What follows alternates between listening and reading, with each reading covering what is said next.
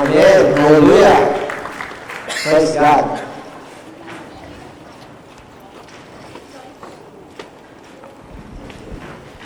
Okay, so magandang hapon po sa bawat isa.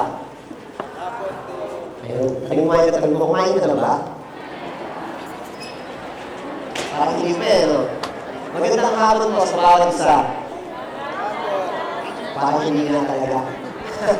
Isa pa, magandang hapon po sa bawat isa. Ayan, so medyo walang extra rice. Okay, so as we all know, ngayong January, yung pong ating pinag-aaralan about the Bibles, our topic always is about we are the light of this world. Tama? So, sabi po ng Matthew chapter 5, okay lang kung palabas mo na kayo. Don't worry, mga 5 minutes lang. Sabi po ng Matthew chapter 5, verses 1, 2, and then mag-jump tayo ng verses 14 hanggang 16. Okay, Matthew chapter 5 is about the Beatitudes. Pag binasa mo yung Matthew chapter 5, nandiyan yung mapalad ang mapagpakumbaba, mapalad ang maibigin sa kapayapaan, mapalad ang mabababang loob, nandiyan yun. Okay?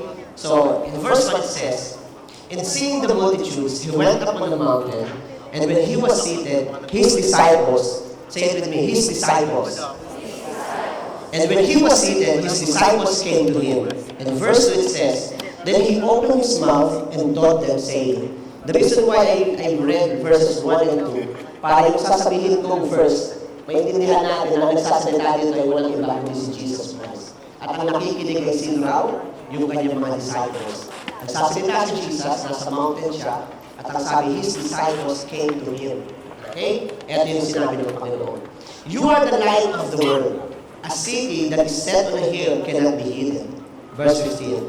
Nor do they light a lamp and put it under a basket, but on a lampstand, and it gives light to all who are in the house.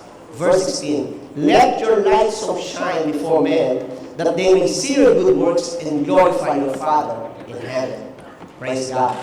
Let's also read John chapter 9, verses 4 and 5. Okay? Ang sabi po sa John chapter 9, verses 4 and 5, "As long as it is day, we," say it with me, we must do the works of Him who sent me. Night is coming when no one can work." And verse 5 it says, "While I am in the world, I am the light of the world."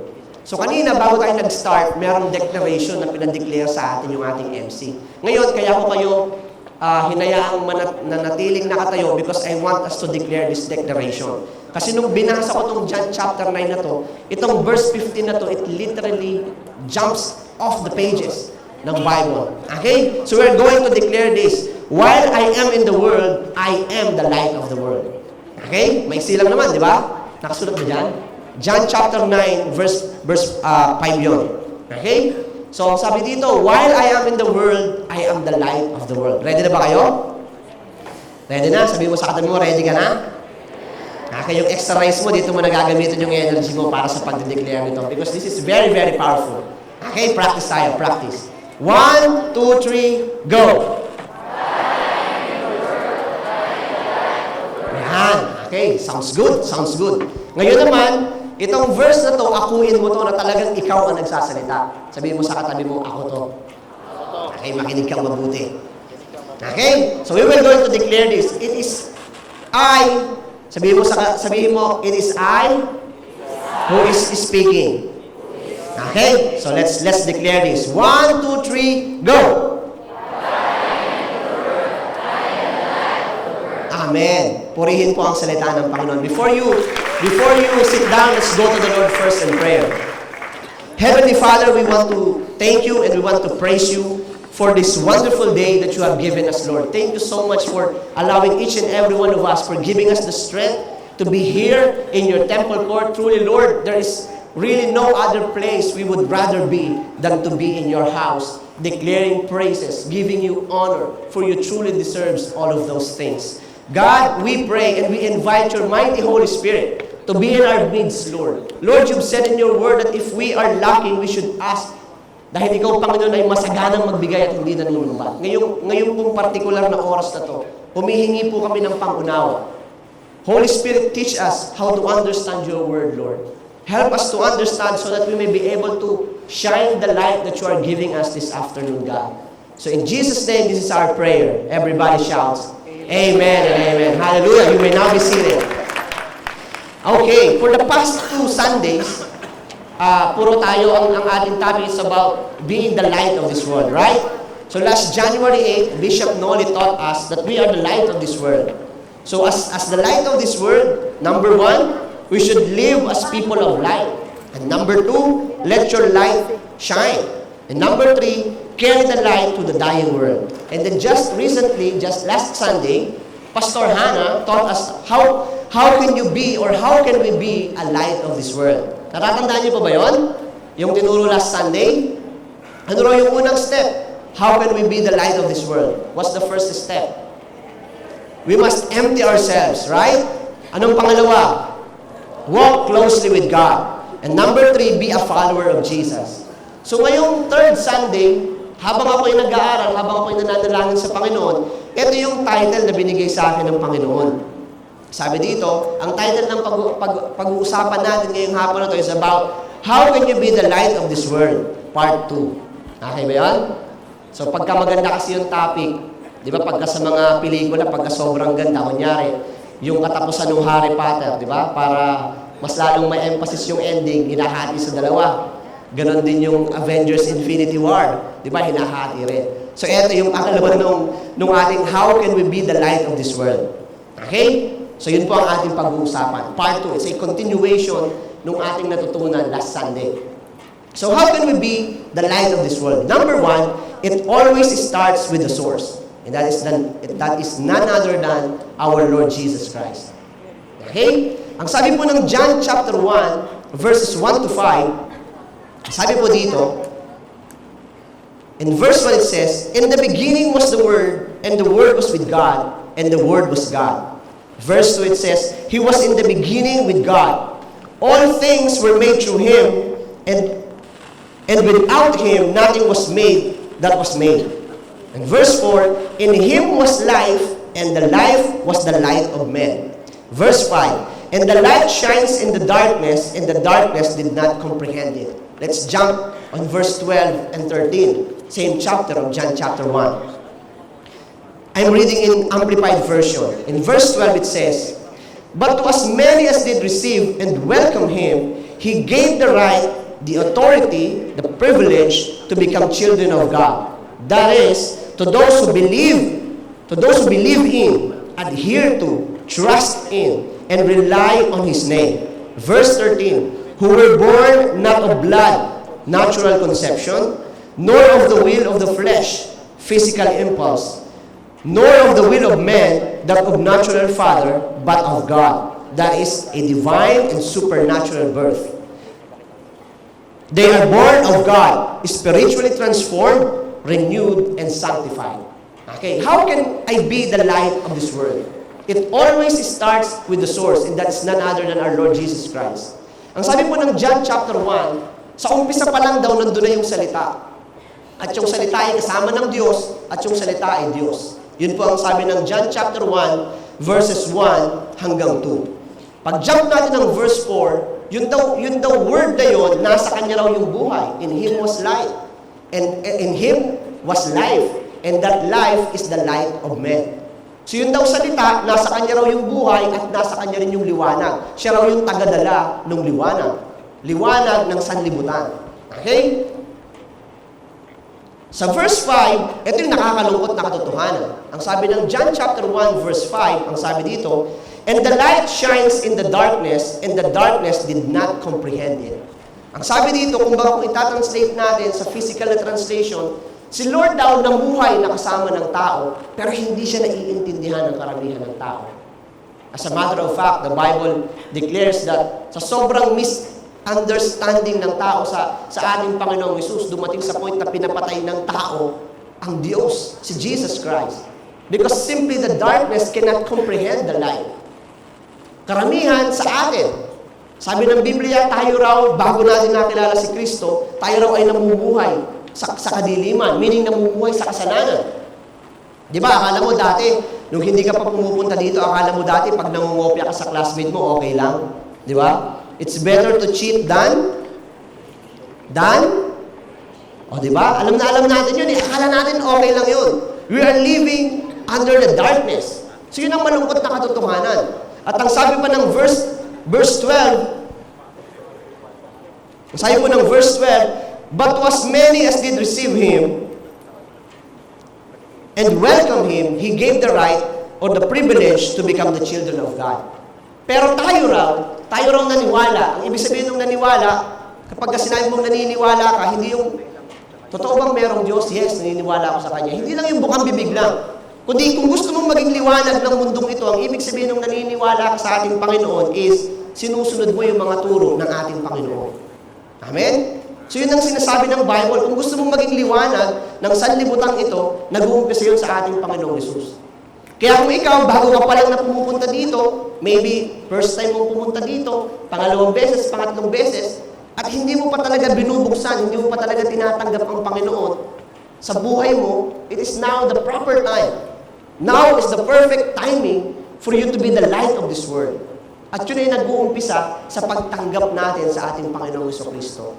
That's why we always tell people, sa bawat tao, individual na pumupunta sa lugar na to, we don't raise up religion. We raise up only one name, and that is the name of our Lord Jesus Christ. Because He is the light of men. He is the light of this world. John chapter 1 verse 4 tells us that in Him, in Jesus Christ, was life. And that life of Jesus brings light unto our being. Kaya lang, mapupunta lang sa iyo yung light na yun if you would welcome Jesus Christ in your life. Meaning, you will follow what Jesus Christ had also done while He is living here on earth. In Jesus was life, and the life was the light of men. As many as did receive, welcome, and believe in His name, He gave the right to become children of God. If you have Jesus, meaning you receive and believe in His name, then you have the life that serves as the light of men. That's how you become the light of this world. By accepting Jesus Christ, meaning living a life of repentance, being spiritually transformed, renewed, and sanctified. So dun pala nag-uumpisa yun. If you want to become a light of this world, di ba noong first Sunday, nagkaroon tayo ng tawag dito, symbolism, yung nag-ilaw tayo ng kandila. Nandoon ako noon sa pinakataas. At ang gandang tingnan, kapag ka pala ikaw nagliliwanag, ang gandang tingnan. Tama? And Bishop Noli have done a wonderful job explaining that to us. Sabi mo sa katabi mo, kahit anong ganda mo, or gwapo mo, kung madilim, walang kwenta. Di ba? Totoo naman eh. Totoo naman, di ba? Kapag ka madilim, hindi mo ma-appreciate yung mga nasa paligid mo. Kahit yung sarili mo, hindi mo kayang i-appreciate. Why? Because wala kang makita eh. Ganun pala ang isang tao na walang Kristo sa puso. Masakit mang sabihin, pero parang walang kwenta ang buhay niya. Why? Kasi madilim eh. Di ba? Okay lang sana kung maitim ka. Basta nasa liwanag ka, makikita ka pa rin. Pero kahit anong puti mo, kahit albino ka pa, di ba? Kung madilim, wala kang ma-appreciate. Tama? Wala eh. Kaya ganun pala kahalaga na meron kang Kristo sa puso. Because if you have Jesus Christ in your life, meaning you are a believer of Jesus Christ, you are a follower of Jesus Christ, you are a disciple of Jesus Christ. If you have Jesus Christ in your heart, then you can shine the light that Jesus is giving you in your life. Amen? At yun ang pinakamaganda. Yun ang pinakamagandang bagay na pwedeng mangyari sa buhay mo. To have a relationship with Jesus Christ. To be the light of this world. Napaka-importante na maging liwanag ka ng mundong ito. Why? Kasi every time, kahit saan ka magbase, kahit saan mo ibaling ang paningin mo, may makikita kang kadiliman eh. Pag nakinig ka ng radyo or nanood ka ng TV, there are a lot of darkness. Pag tumingin ka sa mga billboards, there are a lot of darkness. Sa loob ng eskwelahan, there are a lot of darkness. Sa loob ng tahanan, there are a lot of darkness. Pagbukas mo ng cellphone mo, pag-scroll mo ng Facebook, there are a lot of darkness. That's why being a light of this world is very, very important. Ang sabi nga nung unang binasa natin, sa Matthew chapter 5, let your light so shine. Dapat daw yung liwanag na nasa atin, magliwanag ng sobra para yung mga tao sa paligid natin magbigay ng papuri sa ating Panginoon. Di ba kapag ka, for example, di ba nag-brown out, Kapag ka nag-brownout, di ba halos wala kang magawa? Tama? For example, naglalakad ka sa isang pauwi ka ng bahay, tapos dadaan ka ng iskinita. Di ba kapag ka merong tao na merong flashlight, anong gagawin mo? Makikisabay ka, di ba? Ganun ang nagagawa kapag ka ikaw carrier ng light. Na-attract mo yung mga tao towards you. Tama? So that's how important it is to be a carrier of God's light. Kaya lang, nag-uumpisa yun sa relationship natin sa ating Panginoon. Amen? So let's go with point number 2. Number 2, how can I be the light of this world? Simple lang. Number 2, follow the light. Paano kung magiging liwanag? Sundan mo yung source ng liwanag. Sino yung source ng liwanag? Si Jesus. So number 2, follow Jesus. So in this particular book of the Bible, John chapter 8, verse 12, sabi mo dito, NIV, when Jesus spoke again to the people, He said, I am the light of the world. Whoever follows me will never walk in darkness but will have the light of life. So si Jesus Christ na yung light ng mundo at kung sino man daw yung sumusunod sa Kanya ay nagiging liwanag din ng mundong ito. Now, I know that Pastor Hannah, had already discussed this point. Tama? Last Sunday. Walk closely with Jesus. That's why I look for a specific example. Paano ba natin mapapakita na tayo ay sumusunod sa ating Panginoon? So I look for a specific example in the Bible, and the Lord pointed out this wonderful chapter in the Bible, Ephesians chapter 5 and Ephesians chapter 6. So medyo mahaba siya. That's why binilisan ko lang yung point number 1. Kasi dito tayo medyo magtatagal sa point number 2. Ano nga ulit yung point number 2? Follow the light. Follow Jesus. Okay. So in Ephesians chapter 1, babasahin ko muna yung verses 1 and 2, and then I will jump out in verses 8 and 9. Okay? So follow along with me as I read. In verse 1 it says, follow God's example. Read it out loud with me. Follow God's example. Nandiyan na ba? Ayan. In verse 1 it says, follow God's example. Therefore, as dearly loved children, and walk in the way of love, just as Christ loved us and gave Himself up for us as a fragrant offering and sacrifice to God. Verse 8, it says, for you were once darkness, but now you are light in the Lord. Live as children of light. For the fruit of the light consists in all goodness, righteousness, and truth. Kasi kapag ikaw namumuhay sa liwanag, ang nagiging effect daw nun, nagiging good, nagiging righteous ka, at namumuhay ka sa katotohanan. Now, what are the specific examples that in the book of Ephesians we can read na masasabi natin na kapag ka pala ginagawa ko to, pinapakita ko na follower ako ng Jesus Christ. Okay? So let's read. In the book of Ephesians chapter 5, let's start in verse 22. Okay? So, in verse 22 to 24, it says, wives. Meron po bang mga asawang babae dito? Taas ang kamay. Mga asawang babae. Ayan. So, this specific example is for you. Okay? For the wives. So, ang sabi ng Bible, wives, submit yourselves to your own husbands as you do to the Lord. Verse 23. For the husband is the head of the wife, as Christ is the head of the church, His body, of which He is the Savior. Now, as the church submits to Christ, so also wives should submit to their husbands in everything. Pwede ko po bang makita yung mga kamay ng mga babae? Taas ang kamay. Mga babae. Ayan. Konti lang babae dito. Yung iba duda. Ayan. Okay. Akala nyo, wives ulit yung tinatanong ko, no? Mga babae. Taas ang kamay, lahat ng mga babae. Ayan. Yung totoong babae, ha? Okay, sige. Pwede nyo nang ibaba. So, maybe, kaya ko pinataas na lahat ng babae kasi nakita ko naman yung kamay ng mga babae na may asawa, and there are just quite a few. Pero napapansin ko na marami tayong mga kapatiran na babae. To some, dun sa iba na medyo bata pa, I know na wala pa sa isip niyo yung pag-aasawa, lalo na yung mga estudyante pa. Amen? We have a church culture na kapag ikaw ay nag-aaral, ano muna nga atupagin mo? Pag-aaral. Oo. Kasi yung finding X nga, ang hirap-hirap na dadagdagan mo pa, di ba? Saka double meaning pala yung finding X, no? Baka may magrumentado dito bigla. Di ba? Naalala niya yung X niya. So, sa mga babae, Paano natin napapakita na we are a follower of Jesus Christ?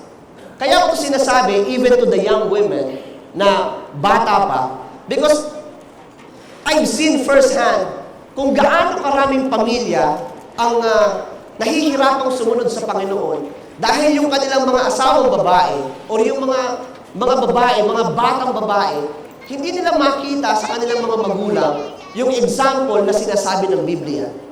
Ang sabi ng Bible, mga asawang babae, wives.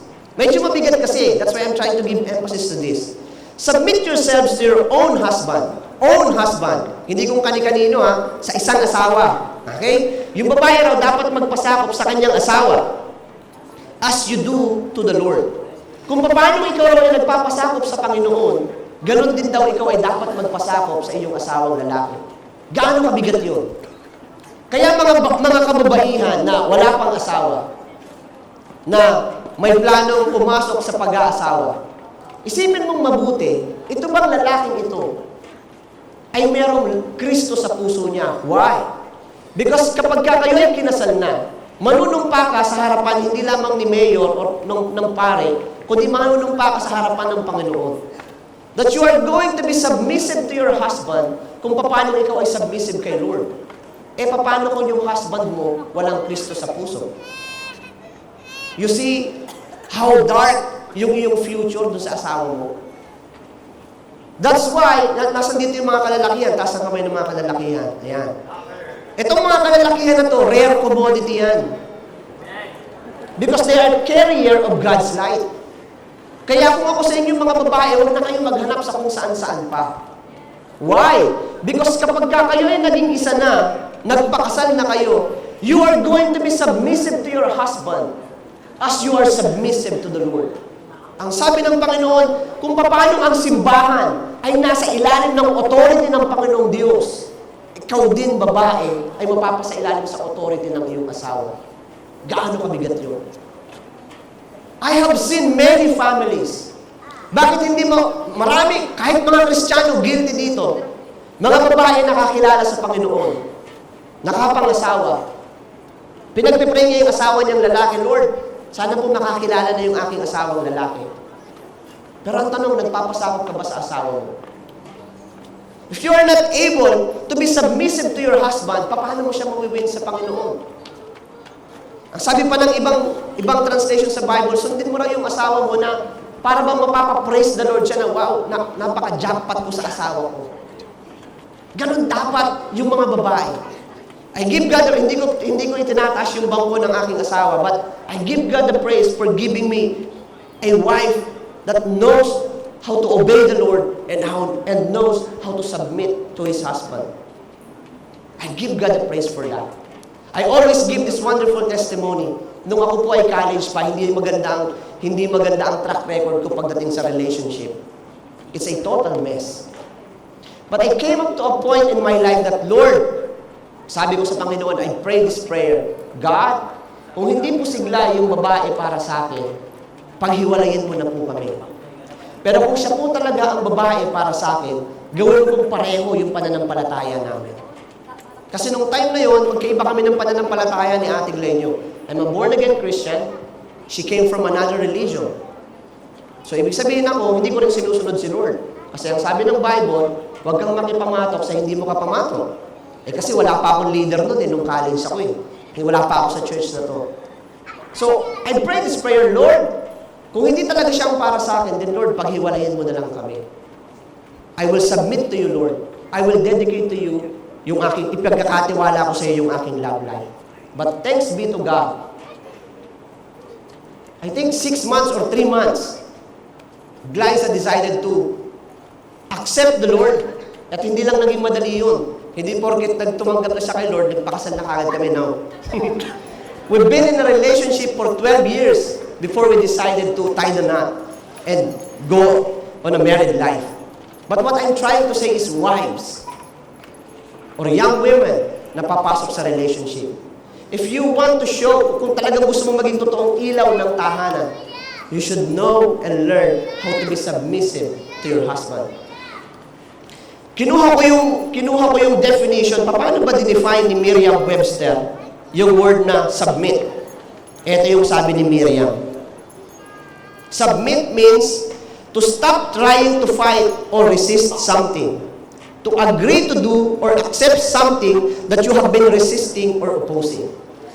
Oo, hindi kayo magkasundo ng asawa mo sa certain issue, but being submissive means you allow your husband to do that decision because he is the head of the family. Sino ba ang nasusunod sa loob ng simbahan? Di ba yung kagustuhan ng Panginoon? It's the same thing sa loob ng tahanan. If the wife really want to be the light of the house, of the home, the wife should learn how to be submissive to their husband. That's why ang warning ko, or hindi mo warning, ang reminder, ang paalala sa mga kababaihan, for all the young women na one day papasok sa pag-aasawa, choose very carefully kung kanino ka magpapailalim, magpapasako bilang magiging asawa. You see, kapag ka naiintindihan mo yun, hindi yung nakitian ka lang, cute lang, bumibigay ka na.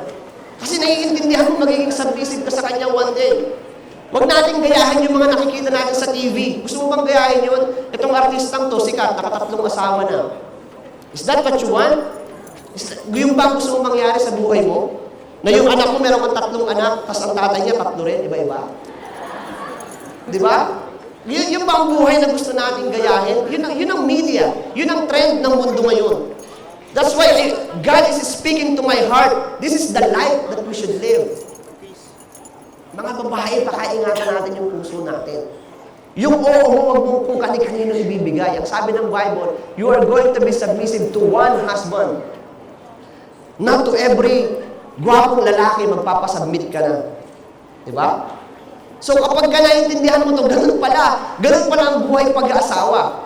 So kapag ka natutunan mo to, pag may nanligaw sa'yo, meron ka na kagad pamantayan. Ito ba may Kristo sa puso? Kung wala, kahit anong gwapo niyan, kahit kasing gwapo pa ni Piolo, wala na kagad. Bagsak na kagad. Amen? Maliwanag po ba yun? Amen. Okay. Ito naman. For the husbands. Meron po ba dito mga asawang lalaki? Taas ng kamay. Ayan. 1, 2. Si JP, hindi ka tumataas JP, gusto mo kurating ka pa ni ate ay, Ayan. So, konti lang din kami mga husbands pa sa ngayon. Pero meron pa dito mga lalaki. Pwede bang makita ko yung kamay ng mga lalaki? Taas ang kamay. Ayan. Okay, mga lalaki. Na one day, magiging ama ng tahanan, magiging tatay ng tahanan. Ito naman yung paalala sa atin ng Panginoon. Kung sa babae, mabigat. Kung sa mga babae, may nag-iisip na parang unfair naman si Lord, parang ang bigat naman ng pinapagawa sa amin. Tingnan natin kung ano naman yung pinapagawa ng Panginoon sa mga lalaki. Husbands, ang sabi ng Ephesians chapter 5, verse 25, hanggang 31. Husbands, love your wives just as Christ loved the church and gave himself up for her to make her holy, cleansing her by the washing with water through the word, and to present her to himself as a radiant church. Yung himself meaning to God. Present your wives to God as a radiant church, without stain or wrinkle or any other blemish, but holy and blameless. 28. In the same way, husbands ought to love their wives as their own bodies. He who loves his wife loves himself. After all, no one ever hated their own body, but they feed and care for their body, just as Christ does the church. Verse 30. For we are members of his body.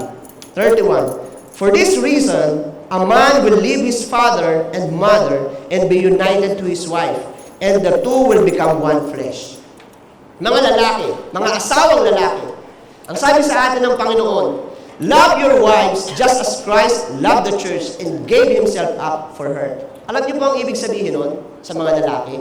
Mahalin mo raw yung asawa mo katulad ng pagmamahal ni Kristo sa simbahan at kung papaanong binigay ni Kristo ang buhay niya para sa simbahan. Ibig sabihin mga lalaki, pag iniharap natin yung ating mapapangasawa sa altar, nangangako ka sa harapan ng Panginoon na kahit ang sarili mong buhay, kaya mong ilatag para sa asawa mo. That's how you should love your wife. Buong buhay mo, na kahit buhay mo ang kapalit, ibibigay mo kung hinihingi ng pagkakataon. That's how you should love your wife. Kaya yung mga lalaki, hindi ka basta-basta pipili ng mapapangasawa. Pagpipili ka ng mapapangasawa, asan yung mga kababaihan natin? Taas ang kamay ng mga kababaihan. Ayan. So, ganun din yung mga lalaki, hindi ka kung saan-saan naghahanap. Pag tumingin ka ng isang babae, kaya ko bang ibigay yung buhay ko dito?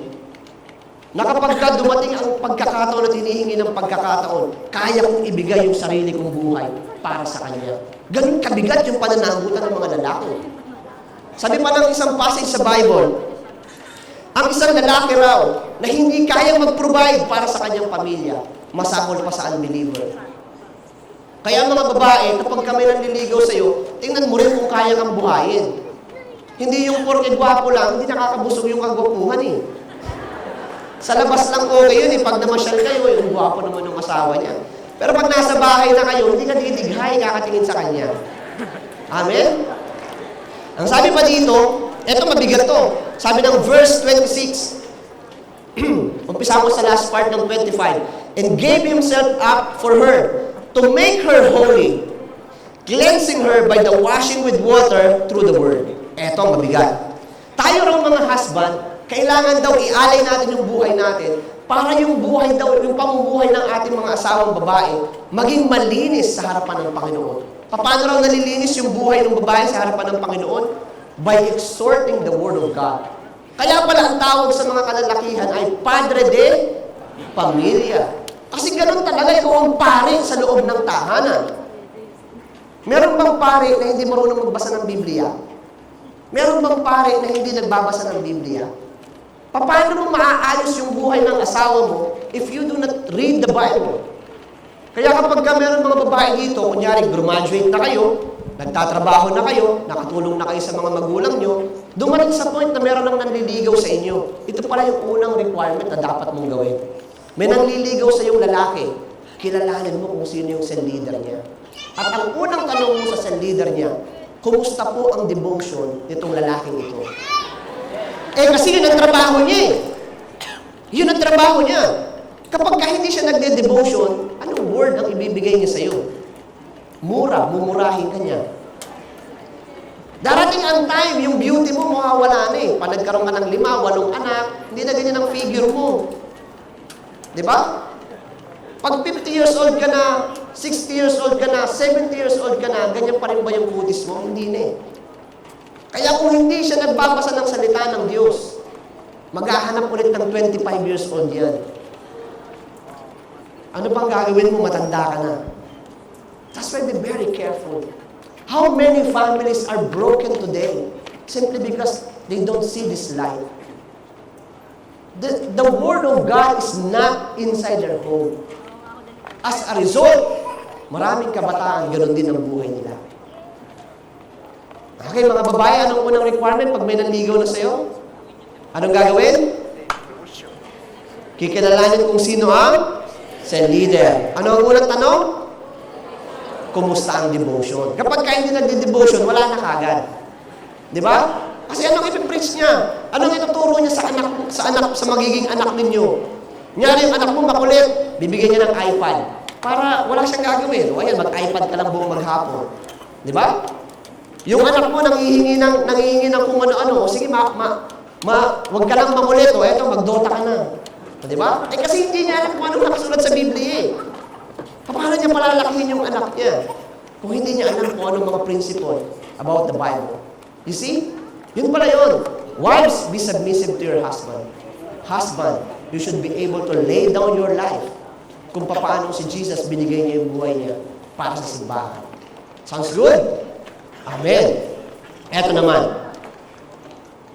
For the children. Ito pa pala. Yung verse 31, mahalaga pala to kaya sinama ko. Sabi ng Ephesians 5:31, for this reason, a man will leave his father and mother and be united to his wife, and the two will become one flesh.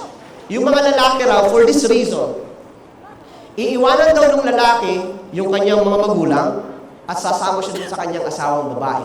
Anong binibigyan ng importance ng Biblia dyan?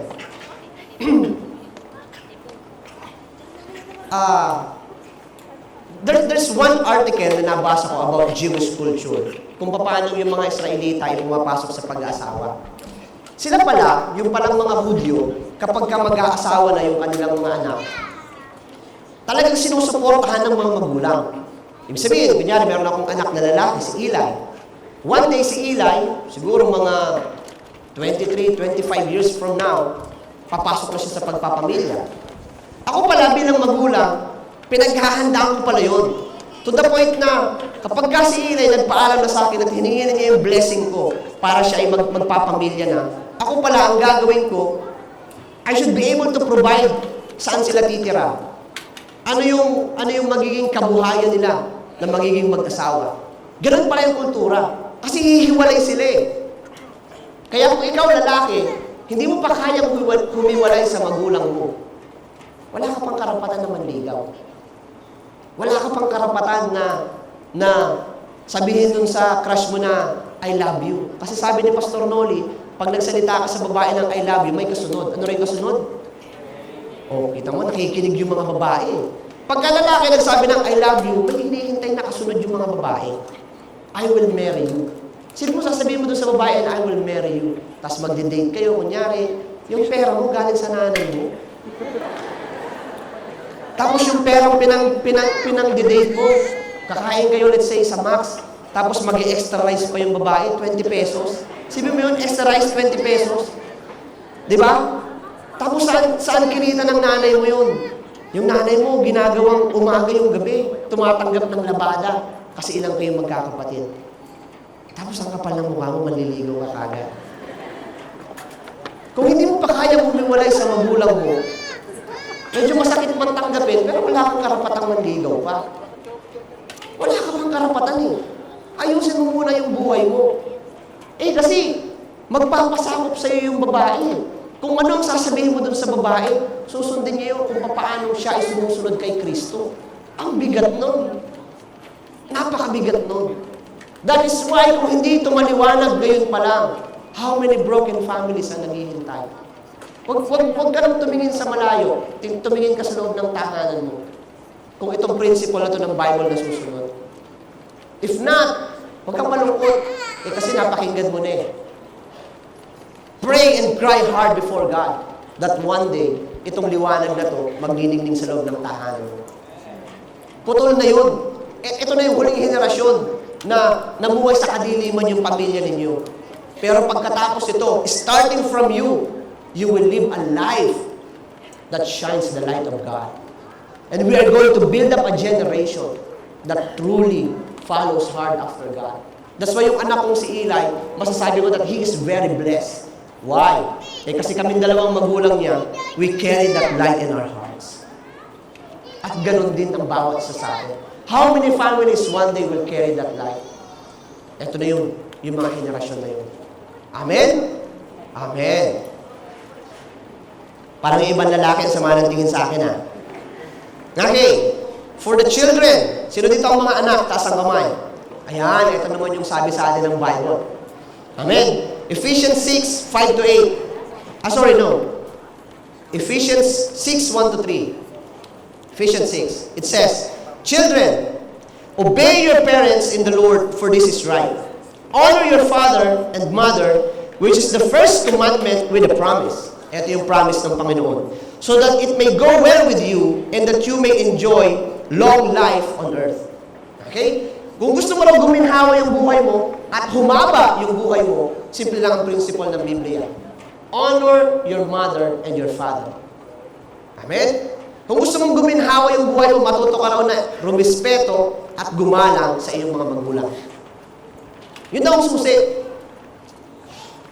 Paano mo nasasabi na nire-respeto mo at ginagalang ang iyong magulang? Bigyan ko kayo ng specific example kung paano kong in-apply sa buhay ko yun. I am blessed kasi meron akong nanay na mahigpit. Sobrang higpit. Sino yung may magulang na gano'n? Nanay. Or tatay na mahigpit. Yung namamalo. Ayan, marami kami. Okay? So kung meron kang namamalo na nanay or tatay, huwag kang malungkot. Dapat maging masaya ka. I will share with you my personal testimony. Yung nanay ko talagang mahigpit yun. Okay? Tayo nakagad ako. Mahigpit yung nanay ko. Sobrang higpit. To the point na nakatandaan ko nung third year high school ako, meron akong nililigawan. Gusto niya ako, pero hindi niya ako kayang sagutin. Why? Takot siya sa nanay ko eh. Nakakandaan ko nung elementary pa ako, may simpleng principle ang nanay ko. Kasi Mahirap lang kami noon, yung tatay ko nagtatrabaho sa malayong lugar, hindi enough yung kinikita ng tatay ko, kaya pati yung nanay ko nagtatrabaho din siya. So nakikita kami ng nanay ko ng umaga, ipaghahanda niya ako ng almusal, magkikita ulit kami noon gabi na. Simple lang ang pamantayan niya. Hindi ka pwedeng maglaro, hindi ka pwedeng manood ng TV hanggat hindi pa tapos yung assignment mo. Okay? Siyempre, pag bata, naiintindihan mo ba agad yun? Hindi, di ba? Pag sinabi ba ng nanay mo yun, anak, gawa ka ng assignment ha, yung ba talaga agad ginagawa mo? Hindi, di ba? Karamihan ng bata, hindi ganun. Kung ikaw gano'n, napakapalad mo, ipagpatuloy mo yun. Hahaba ang buhay mo, it will be well with you. Kung hindi, dapat magbago ka. Okay? Ang nanay ko, kapag tinignan niya yung notebook ko, at may nakasulat doon na assignment at wala pang sagot, simple lang. Luluhod ka kaagad sa asin o kaya sa mugo. Ganun katindi ang nanay ko. Kasi makakalimutin ako eh. Pero dahil sa nararamdaman ko yung sakit, unti-unti naiintindihan ko yung kahalagahan ng paggawa ng assignment. Hindi ka pwedeng lumabas ng bahay hanggat hindi mo nililigpit yung hinigaan mo, hindi ka nagwawalis ng sahig.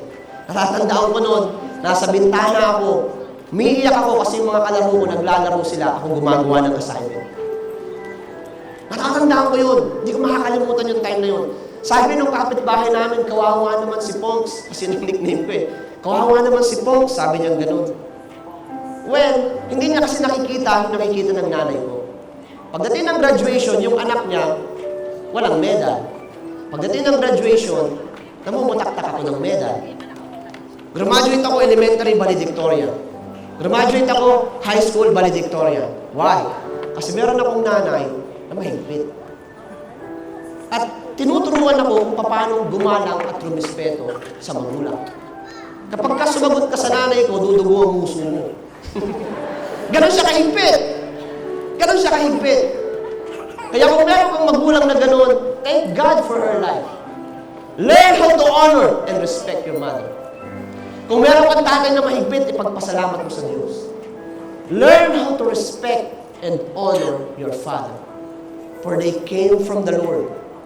If you learn, if you apply it in your life, like ko sinasabi sa nanay at tatay ko, hindi ako magiging successful without them.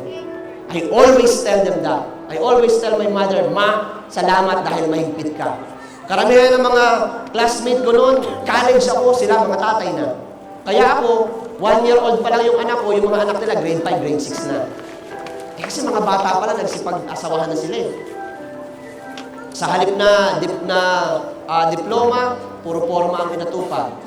Kaya sa halip na graduation certificate, birth certificate ang meron sila kagad. Because they don't know how to obey their parents. They are a rebellious generation. How I wish that the Word of God will be so real right now that you will decide in yourself that I will obey the Word of God.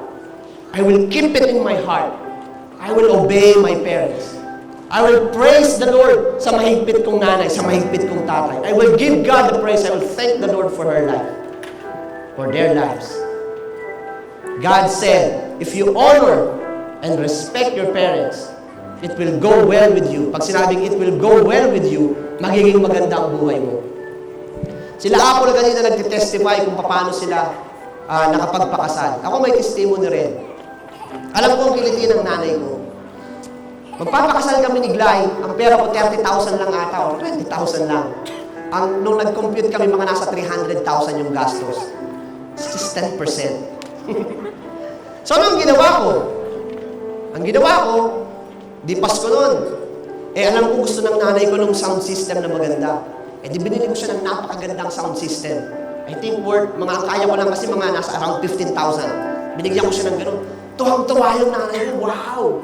Then saka ako nagpaalam na magpapakasal na ako. And then I told her, Ma'am, pera ko 20,000 lang. Ito yung budget. Sabi ng nanay ko siyempre, ano pong gagawin natin? Di pagtulong-tulungan natin yan. You see? It's wisdom from the Lord. If you know how to obey and respect your parents, it will go well with you. Amen? Point number 3. Mabilis lang tong point number 3. Kasi it's already 3 o'clock. Point number 3. Meron pa mga examples dito for employees, for masters, pero we don't have the time. Sige po, daanan ko na lang din, mabilis lang. For employee. Amen? May mga nagtatrabaho po ba dito? Taas ang kamay. Amen? Marami din. Okay. Daanan natin to. For employees. Ephesians chapter 6 verse 5 to 8. Sabi po dito, slaves. Kasi yun ang time nila eh. Pero ngayon, we have to be politically correct. Employees. Okay. Employees, obey your earthly masters with respect and fear and sincerity of heart, just as you would obey Christ. Obey them not only to win their favor when their eye is on you, but as slaves of Christ, doing the will of God from your heart. Serve wholeheartedly as if you were serving the Lord, not people. Because you know that the Lord will reward each one for whatever good they do, whether they are slave or free. Sa mga employee, kailangan din daw nating matutong magpasakop dun sa mga earthly masters natin. Maraming employee, pakiramdam niya mas magaling siya sa boss niya. And yet, nagtataka siya, bakit hindi siya ma-promote? Why? Because they don't know how to be submissive to their boss. Let me share my personal testimony.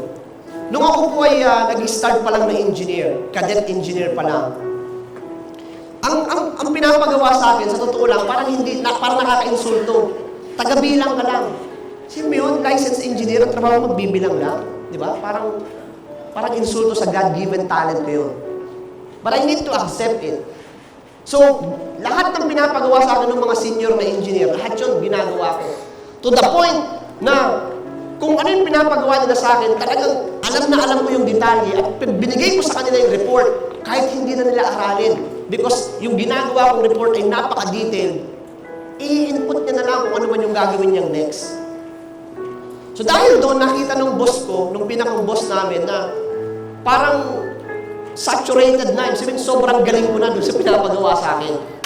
So mga 1 month or 2 weeks pa lang, binigyan niya na ako ng next level na gagawin. So, mga maliliit lang na proposal, worth siguro mga 100,000, mga gano'n. So, one time, aalis yung boss ko.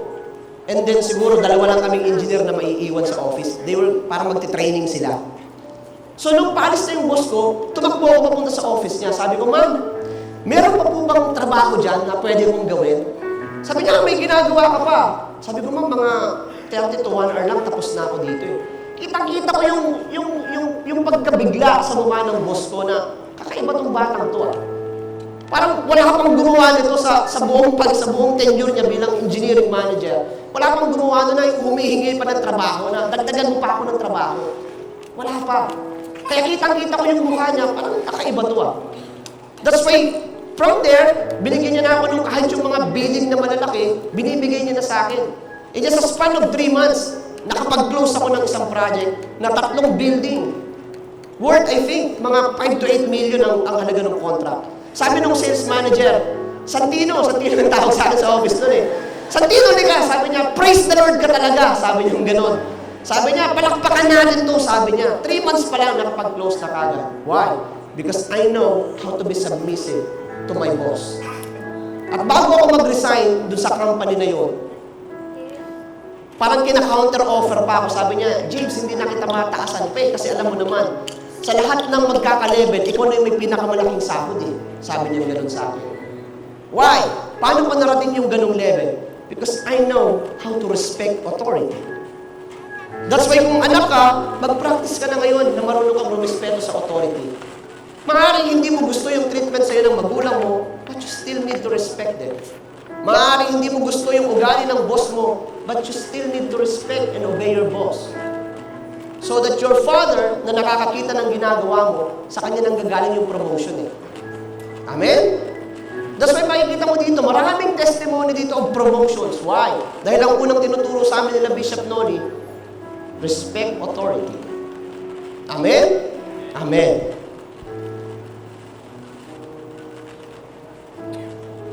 Magagalit na sa akin si Makoy. Point number 3, mabilis lang. Hindi ko na dadaanan yung iba.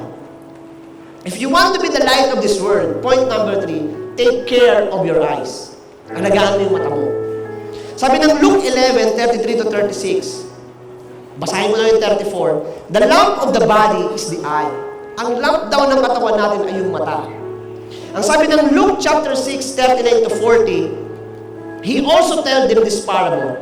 Can the blind lead the blind? Will they not both fall into a pit?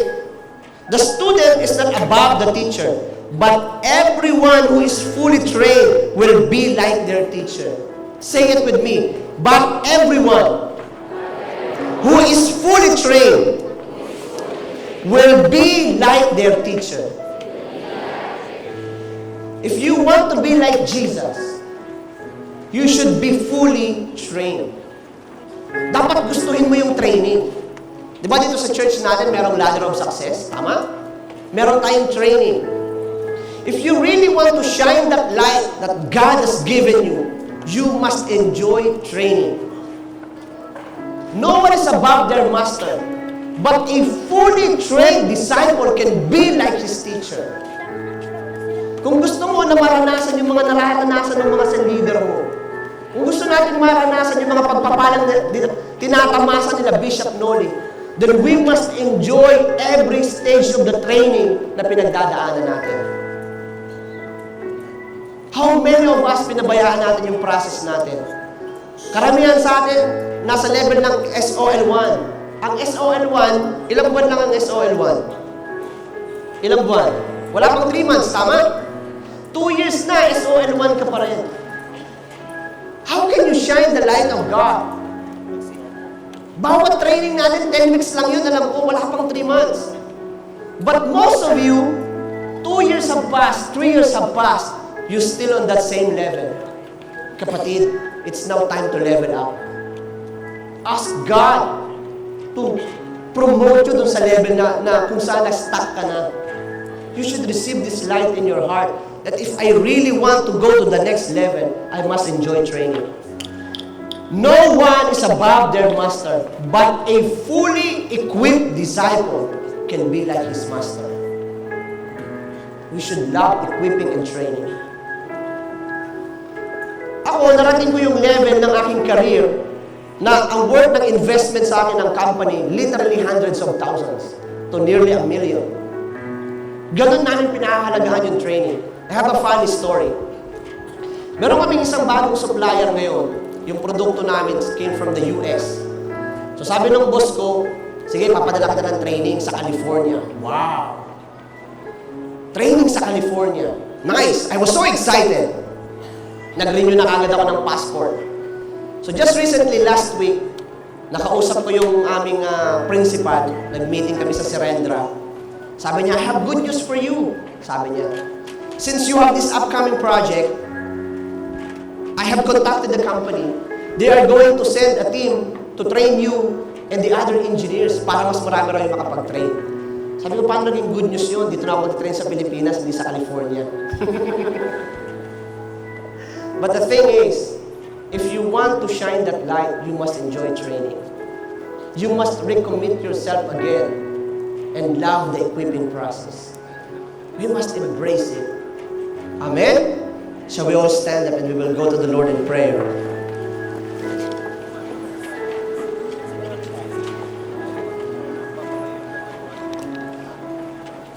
Let's all raise up our hands and let's go to the Lord in prayer. Father, thank you for your wonderful word. Lord, truly your word is the light unto our path, as the book of Psalms says. Your light is the lamp doon sa dinadaanan namin, Panginoon. God, I know many of my brethren, Lord God, have something to change in their lifestyle, Lord God. Lord, I know there are wives and husbands that needs to change the way they are living. I know that there are a lot of children here, sons and daughters, that needs to repent because they are not obedient and submissive to their parents, Lord God.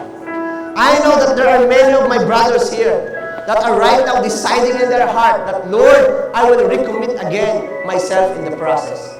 Lord, may you please show your mercy upon them, God, and grant them the desires of their hearts. Let them shine the light that Jesus has put in our hearts. In Jesus' name we pray.